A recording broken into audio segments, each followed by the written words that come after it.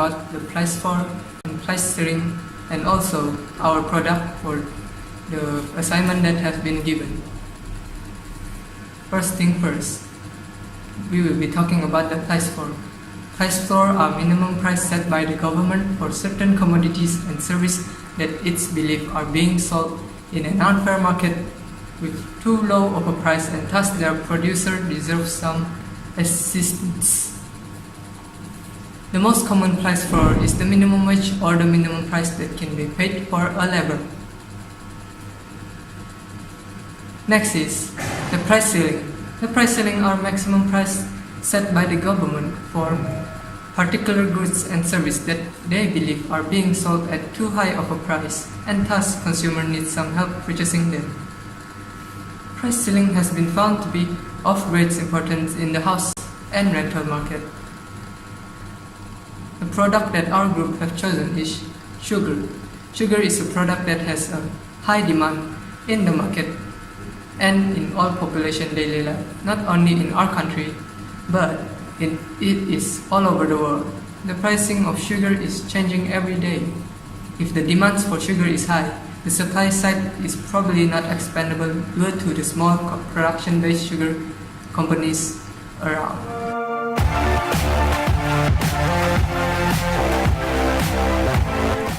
And now I am talking about price rationing.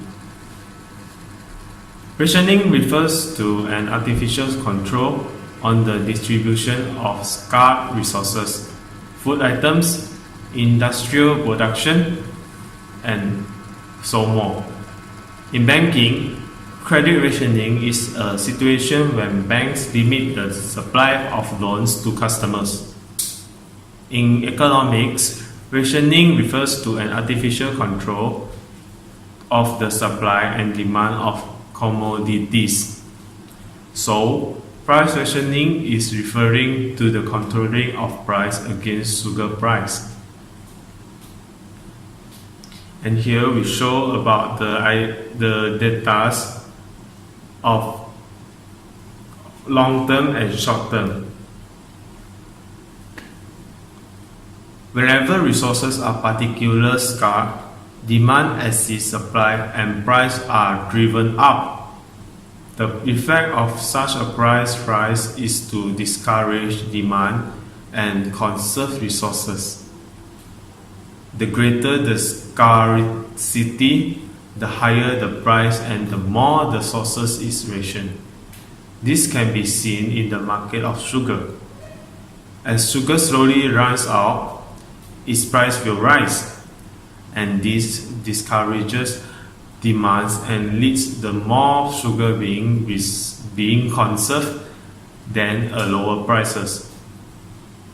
The rationing function of a price rise is associated with a contraction of demand along the demand curve. Obviously, Malaysia had a negative consumption outlook in 2018. Supplies occurred during 2018 and caused the price of sugar decrease. Thank you.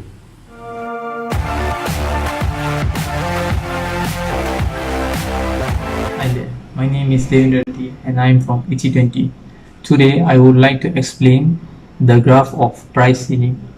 Based on the diagram and the table above shows the market equilibrium price and the quantity of sugar. The equilibrium point of the market happens when the supply curves and intersect with the demand curve, which is point E. The equilibrium price and the quantity are RM1 ringgit 50 cents and 20 million units respectively. When a price ceiling of RM1 is enforced, the producers reduce the quantity supplied from 20 million units to 10 million units, but the quantity demanded increased from 20 million units to 30 million units. This situation causes a shortage of 20 million units in the market as shown in the graph. The price ceiling is represented by the orange line in the graph. The purpose of government setting price ceiling is to make a denial for the general population who charge a high cost from their customers, and this protect and prevent it from any error. The government may designate the appropriate and require the cost of the item at the value that is under the equilibrium. Therefore, being an economic part, when the activity is considered by the government, it becomes mandatory for every business to use the price ceiling approach. A long-term impact of extreme interest in goods but short supply is the creation and continued growth of the underground market. In the black market, buyers wrongly buy limited merchandise at the cost of the price ceiling and closer to the cost of the market equilibrium. Thank you.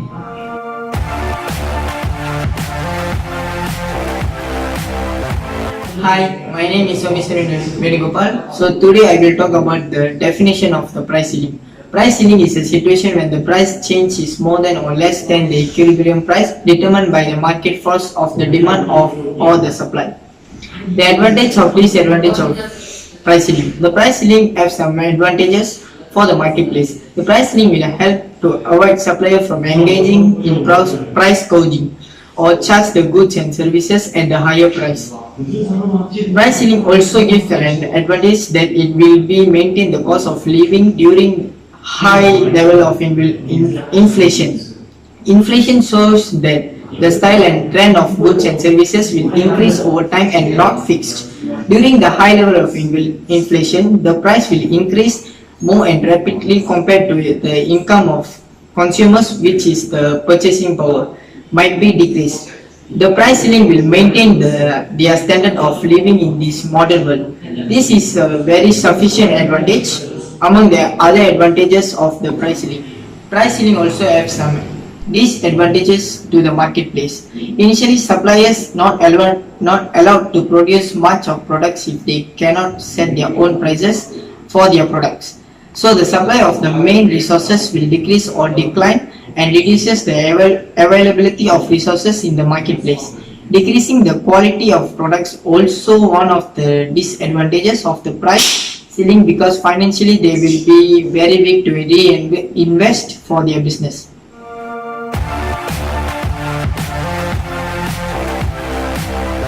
Hello everyone, now I will be talking about the graph of price floor. But first and foremost, I would like to show you the graph of price floor right here. So let us say the equilibrium price of the price is at RM 1.5 and equilibrium quantity is at 20 million units, and the government set a price floor of RM 2. This will cause the quantity supplied, which is 30 million units, to be more than the quantity demand, which is 10 million units. Because higher price tend to make producer more active on producing sugar, with sugar price constantly at RM2, producer will not be afraid of demand going down. At the same time, this will cause demander to not be willing to buy more quantity at a higher price. A higher price will cause the producer to supply more. At this point, there will be excess supply, which is a surplus. A surplus will cause the market to not sustain. Therefore, government need to step in. They can do by buying off the surplus, or they can control or set limit on sugar production. They can pay parts of the cost for demander, which is called subsidizing consumption, or they can rigidly enforce the price floor and surplus will go to waste. Well, in the short run, consumer will have no choice but to buy sugar at the price because it is a necessity product, while producer will need to keep supplying sugar. In the long run, consumer will have time to find a substitute for sugar, and this will create more excess supply, which is surplus, which costs a lot of waste resource. That is all. Thank you.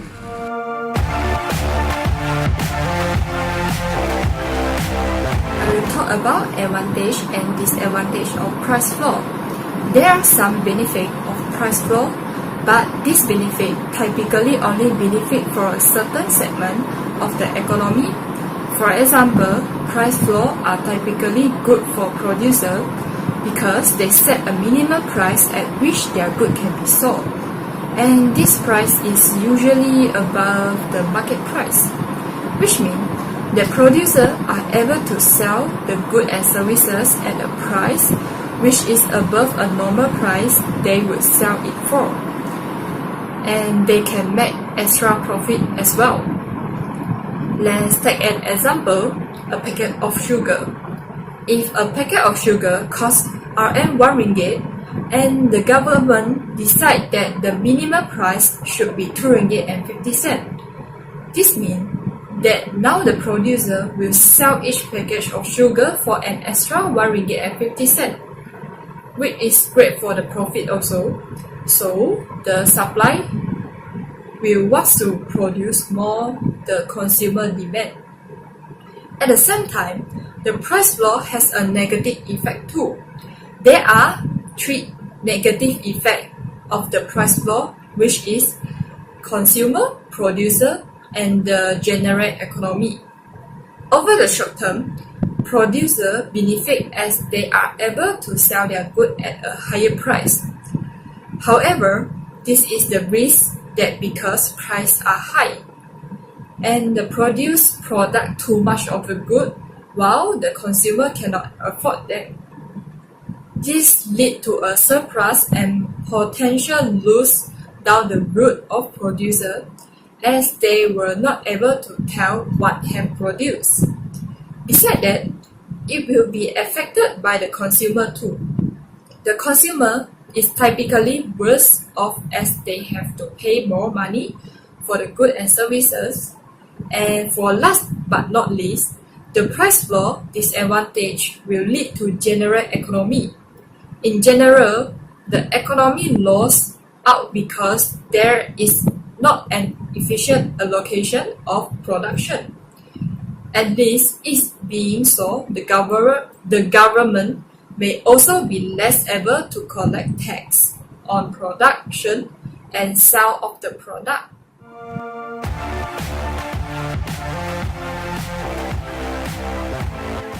Next, I will talk about elasticity. Sugar is a necessity, which means it has an inelastic demand. Sugar has very little substitutes, which makes it more inelastic in the short run. However, in the long run, sugar will become more elastic because replacement for sugar will most likely to appear in the market. If the sugar is set on a high price, consumer will want to change to a substitute with lower prices, which is why the sugar will become more elastic in the long run.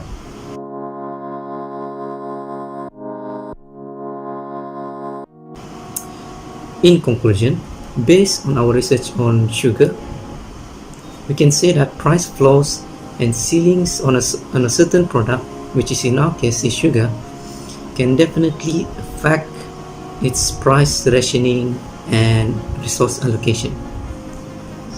By using price floors and ceilings, we can restrict its prices from going up and down towards equilibrium so that it matches to our objectives.